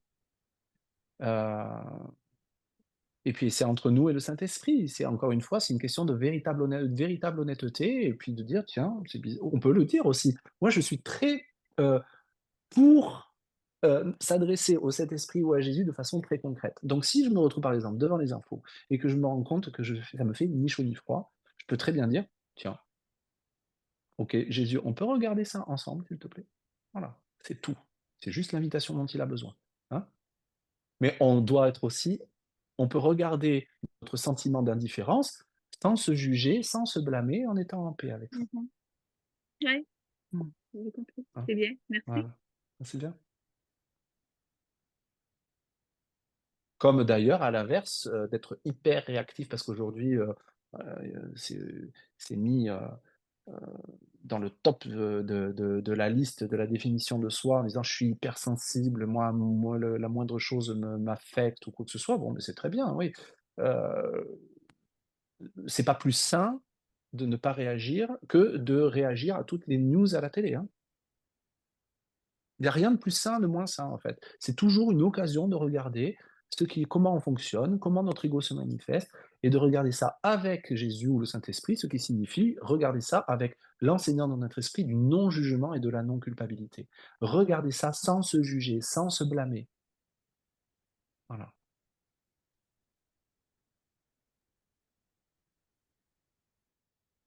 très bien.